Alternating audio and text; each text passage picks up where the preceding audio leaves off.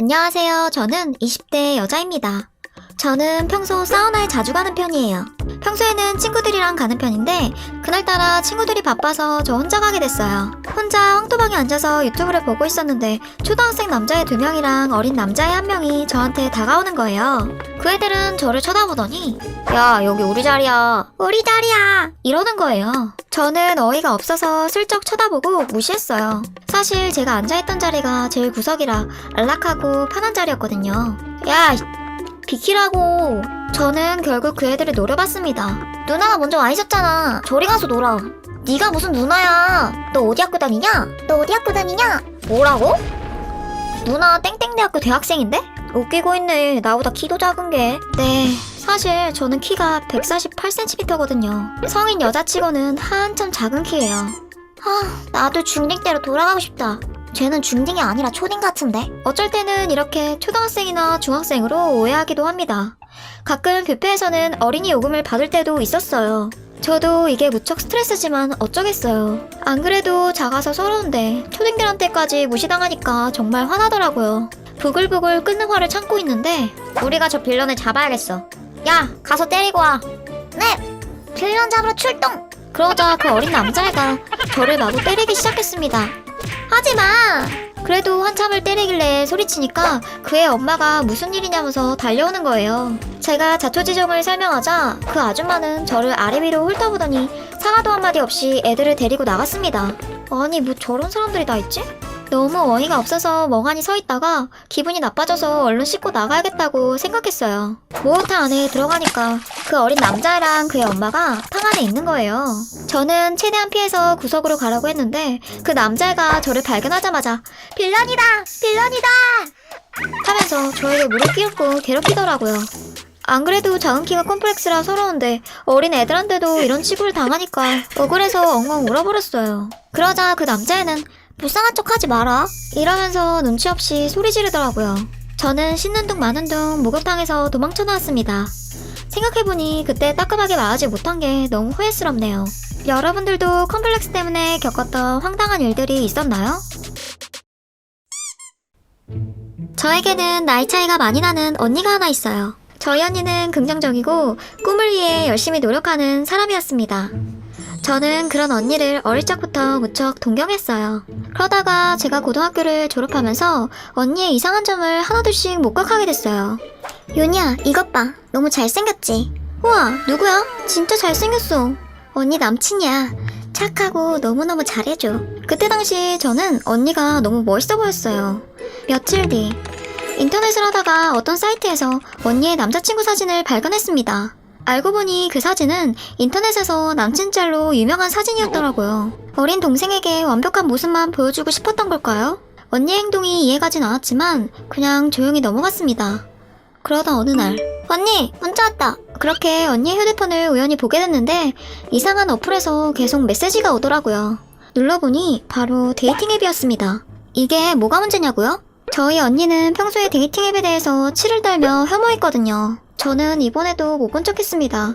언니가 외로워서 그런 것 같아 동생인 제가 더 잘해야겠다고 생각했어요. 그 뒤로 언니의 친한 친구가 저희 집에 놀러 온 적이 있었는데 그때 언니의 친구 얘기를 듣고 언니가 연애 경험이 한 번도 없는 모쏠이란 걸 알게 됐어요. 이때부터 저희 언니가 망상이 심하다는 걸 조금씩 느끼기 시작했습니다. 시간이 흐르고 언니가 변하게 된 결정적인 사건이 있었는데요. 열심히 준비해서 들어간 첫 직장에서 심한 괴롭힘을 당했다고 하더라고요. 외모에 대한 인신공격도 심했고 직장 상사의 사적인 일들까지 맡아서 해야 했다고 합니다. 그렇게 언니는 얼마 가지 못해 회사를 그만뒀어요. 그리고 저는 언니를 잃었습니다. 긍정적이고 열심히 노력하던 언니는 사라지고 매사 부정적이고 남을 헐뜯는 그런 사람으로 변해버렸어요. 하지만 언니가 겪었던 일들을 저도 알고 있었기 때문에 곁에서 다 들어주고 위로해줬습니다. 시간이 흐르자 언니도 새로운 직장을 찾기 위해 노력했고 다행히도 새로운 곳으로 이직하게 됐어요. 작은 회사였지만 회사 사람들은 좋은 사람들인 것 같았습니다. 특히 회사 대표님이 언니에게 잘 대해준다고 하더라고요. 그렇게 언니는 매일매일 저에게 회사 대표님에 대해서 이야기하기 시작했어요. 언니, 대표님 좋아해? 에이, 아니야, 무슨. 근데 매일 그 대표님 얘기만 하잖아. 좋아하는 건가? 뭐야, 좋아하네. 아니, 근데 대표님이 먼저 나를 좋아했어. 헐, 진짜? 대표님이 좋은 곳 데려가서 비싼 밥도 사주시고 업무가 널널할 때는 시간 내서 전시도 보여주셨어. 퇴근하고 치킨도 먹고 맥주도 같이 마셨다?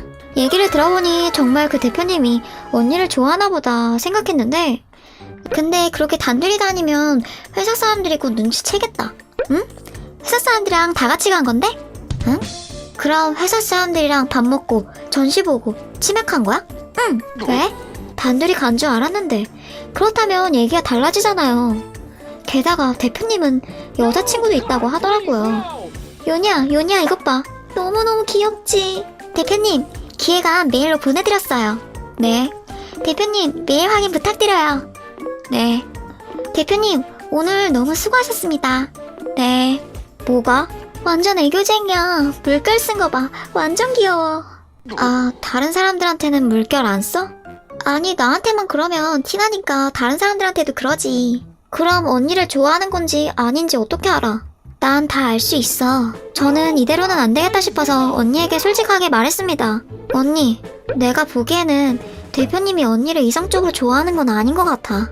무슨 소리야? 대표님은 언니를 그냥 좋은 직원이라고 생각하고 잘해주는 것 같아. 아니야, 여자친구도 있다며. 아니라고! 같이 밥도 먹고 전시도 보고 맥주도 마셨는데? 이게 좋아하는 게 아니라고? 회사 사람들이랑 다 같이 간 거라며. 아니야, 대표님은 날 좋아해. 날 좋아한다고. 날 좋아해. 저는 그 뒤로 언니가 무서워서 한마디도 못하고 있어요. 전 직장에서 너무 못된 사람들만 만나봐서 그런지 언니에게는 작은 호의가 크게 느껴지는 것 같아요. 하나뿐인 저희 언니가 너무 걱정됩니다. 저 도대체 어떻게 해야 하는 걸까요? 안녕하세요. 저는 20대 여대생입니다. 이 사연을 제보할까 말까 고민이 많았지만 용기 내서 사연 보냅니다. 저는 1학년 때 동갑인 동기와 사귀었어요. 그때 당시 남친의 얼굴이 정말 제 스타일이라 저는 남친에게 홀딱 빠져버렸어요. 2달 동안 제가 적극적으로 호감을 표현했지만 남친은 부담스러워했어요. 그러다 어느 날 자기를 왜 좋아하냐고 물어보더라고요. 잘생겼고 의외로 다정하고 똑똑하고 그냥 다 좋아. 그럼 우리 사귈까? 저는 마다할 이유가 없었고 기뻐하며 좋다고 했습니다. 사귀는 사이가 됐지만 남친은 여전히 저에게 관심 없어 보였어요. 먼저 데이트 약속을 정한 적도 없었고 연락도 거의 제가 먼저 했거든요. 스킨십도 안 하는 편이었고 하더라도 많이 굳어 있었습니다. 제 사촌오빠들에게 물어보니 여자에 관심 없던 남자애들이 성인이 되고 처음으로 연애하면 그럴 수도 있다고 하더라고요. 그래서 저는 남친의 행동을 이해해보려고 했습니다. 어느 날은 제가 수업이 일찍 끝나서 연락 없이 남친의 강의실로 간 적이 있어요. 남친이 강의실 뒷자리에 앉아있는 모습을 보고 인사하려고 했는데 남친이 문자를 하면서 미소를 짓더라고요. 저와 있을 때는 보여주지 않던 표정이었어요. 그때 저는 이상한 확신이 들었습니다. 여자들의 촉이라고 해야 할까요? 남친에게 다른 사람이 있다는 확신이 들었어요. 그때부터 어떻게 하면 남친의 폰을 볼 수 있을까 이 궁리만 하게 되었어요. 그러다가 남친이 동아리방에 핸드폰을 두고 화장실을 가서 그때 몰래 볼 수 있게 됐습니다. 예전에 지나가는 말로 비밀번호는 부모님 결혼기념일이라고 말한 적이 있어서 비밀번호는 알고 있었어요. 그리고 카톡을 보니 역시나 바로 방금 전까지 연락을 주고받던 상대가 있었습니다. 심장이 정말 미칠 듯이 뛰기 시작했어요. 카톡 내용을 보는데 남친에게 이런 모습이 있을 거라고는 상상하지도 못했어요. 다정하게 하루 기분을 묻거나 식사를 챙기는 모습들. 윤댕이라고 저장되어 있는 이름은 아마도 그 사람을 부르는 애칭인 듯 했습니다. 저는 남친이 오기 전에 그 사람의 번호를 확인했고 머릿속으로 번호를 외운 뒤에 서둘러 남친의 핸드폰을 제자리에 뒀습니다. 간발의 차이로 들키지 않았어요. 오해? 더럽길래 청소 좀 했어. 집에 돌아와서 너무 분한 마음에 그 번호로 전화를 걸어 따지려고 했지만 도저히 용기가 나지 않았어요. 제가 할 수 있는 일이라고는 그 사람의 카톡 프로필을 살펴보는 거 정도였습니다.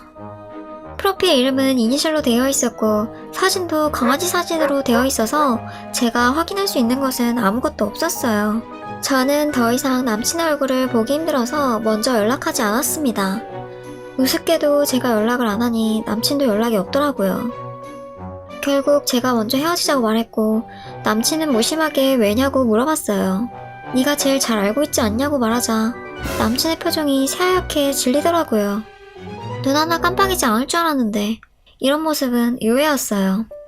그 후로 정말 힘들었지만 제 곁을 지켜주며 위로해주는 남사친이 있었기에 견딜 수 있었습니다.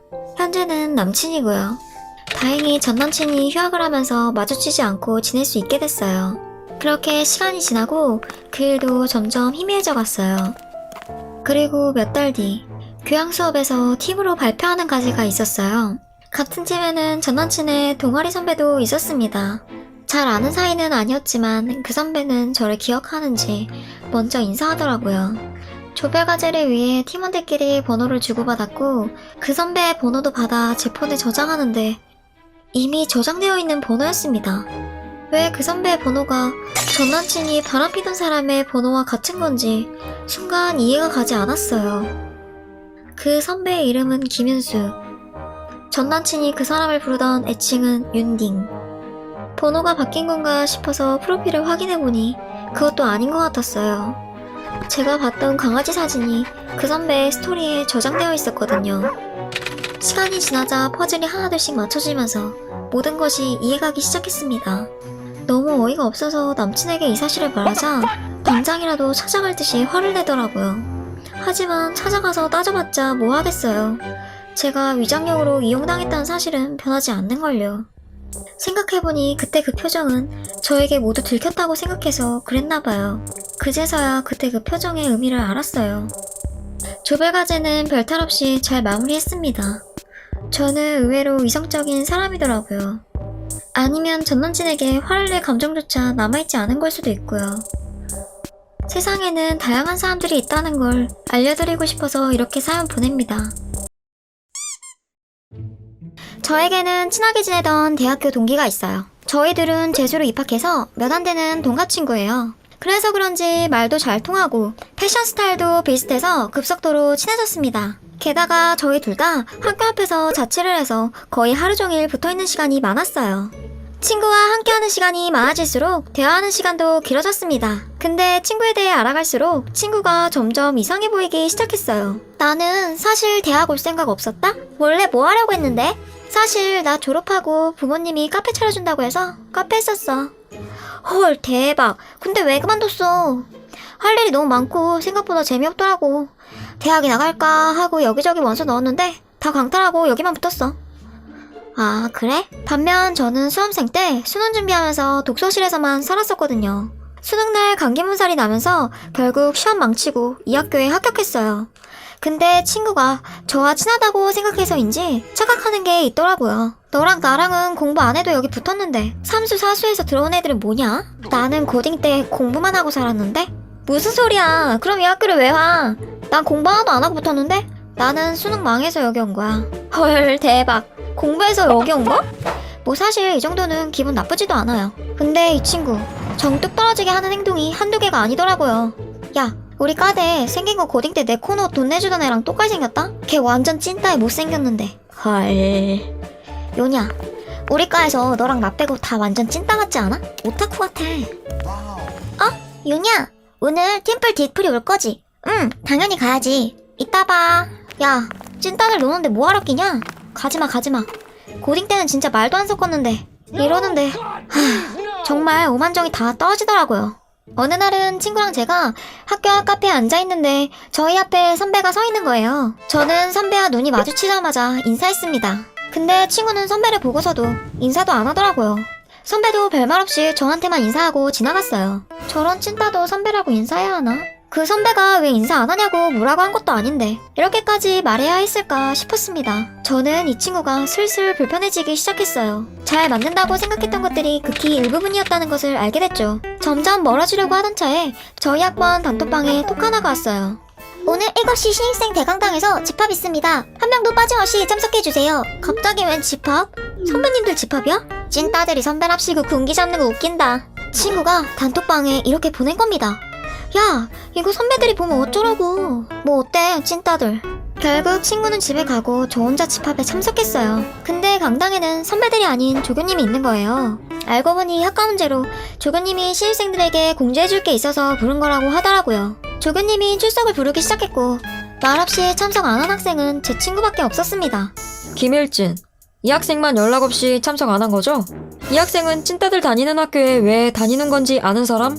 조교님이 친구가 단톡방에서 했던 말을 다 알고 있는 거예요. 누가 단톡방 내용을 일러바친 건가 생각하고 있는데 그때 과대가 사실 그 단톡방에 조교님도 계셨어. 헐, 진짜? 그 사건 이후로 친구는 학교 행사에서 철저하게 제외됐어요. 이 학생은 학교 행사에 참여하기 싫어하는 것 같으니까 앞으로 이 학생한테는 따로 공지해주지 마세요. 그 후로 그 친구는 저와도 서서히 멀어지고 그 다음 학기에 휴학했어요. 이 친구랑은 친한 동기가 하나도 없고 저도 연락을 안 해서 최근 소식은 전혀 알 수 없었습니다. 일진아, 다음부터는 남들 무시하지 마. 안녕하세요. 저는 20대 취준생입니다. 제가 대학을 졸업한 지도 거의 6개월이 다 돼가는데요. 저는 대학만 졸업하면 취업해서 잘 나가는 직장인이 될 줄 알았는데 현실은 그게 아니더라고요. 제가 취업도 못하고 집에 있으니 엄마도 뭐라고 하시고 여간 서러운 게 아닙니다. 책상에 앉아있는 척이라도 하라고 하시길래 책상에 앉아있었더니 여전히 뭐라고 하시더라고요. 저도 취업하고 싶죠. 하지만 그게 제 맘대로 안 되는 걸 어떻게 합니까? 결국 노트북 챙겨서 카페로 도망쳤습니다. 카페에서 유튜브로 인기 동영상 보면서 웃고 있는데 갑자기 스스로가 한심하게 느껴져서 영어 공부 영상을 찾아보기 시작했어요. 수많은 영어 관련 영상들이 뜨더라고요. 그러다 우연히 방탄소년단 멤버 RM의 영어 실력이라는 동영상을 보게 되었어요. 원래 제 나이 때는 남자 아이돌에 대해서 잘 모르지만 방탄소년단은 워낙 유명하잖아요. RM의 유창한 영어 실력을 보니 역시 K-POP 스타는 아무나 되는 게 아니구나 라는 생각이 들었습니다. 근데 왠지 집에 와서도 계속 방탄 영상을 찾아보게 돼서 새벽까지 보다 잤어요. 그 후로 토익 점수 좀 올려야겠다는 생각이 강하게 불타올랐습니다. 집에서 공부하는데 역시 저는 공부가 체질이 아닌지라 금방 질리기 시작했어요. 그래도 재밌게 공부할 방법 없나 찾아보는데 언어교환 친목 모임이 있더라고요. 저는 그때 이거다 싶어서 바로 신청했습니다. 모임에 와보니 생각보다 사람들이 꽤 많았어요. 다들 영어로만 대화하니까 끼지 못하고 쭈뼛쭈뼛 있었습니다. 괜히 왔나 싶었는데 어떤 여자분이 뒤늦게 들어오더니 제 옆에 앉더라고요. 그 여자분도 혼자 오신 것 같아 안 되는 영어로 이런저런 이야기를 했어요. 저보다 나이는 2살 어린 재미교포였습니다. 한국 문화와 K-팝에 관심이 많아서 대학은 한국으로 왔다고 하더라고요. 그날 서로 번호도 교환하고 헤어졌어요. 근데 바로 다음날 그 친구는 저에게 방탄소년단 영상을 보내주면서 영어로 번역 좀 해달라고 연락하더라고요. 저는 열심히 사전 찾아가면서 번역해서 보내줬습니다. 그 뒤로도 저에게 방탄소년단에 관한 기사나 영상을 번역해달라고 연락이 왔어요. 계속 사전 찾아가면서 번역하다 보니 저도 자연스럽게 영어가 늘었습니다. 시간이 지나고 그 친구와 친해져서 둘이 카페에서 공부하는 일도 많아졌어요. 제 마음도 점점 커져갔고요. 그렇게 한 달 정도 지나고 카페에서 함께 공부하는데 왠지 모르겠지만 유독 그날은 그 친구가 더 예뻐 보였습니다. 그래서 제가 종이에 너 너무 예뻐 라고 써서 줬더니 엄청 부끄러워하더라고요. 지금은 제 여자친구입니다. 그 뒤로 저는 토익 시험을 쳤어요. 시험 결과 확인하는데 평소보다 두근거렸습니다. 그리고 점수는 910점. 첫 시험 점수를 떠올리면 말도 안 되는 점수라 굉장히 기뻤습니다. 그러나 무엇보다 기쁜 거는 지금의 여자친구를 만났다는 사실이에요. 방탄소년단이 세계적으로 유명해져서 지금의 여자친구를 만날 수 있었던 거겠죠? 지금도 방탄소년단 얘기 나오면 여자친구와 함께 응원하고 있답니다. 그리고 현재는 입사를 원했던 회사에 이력서를 넣은 상황이에요. 잘 됐으면 좋겠습니다.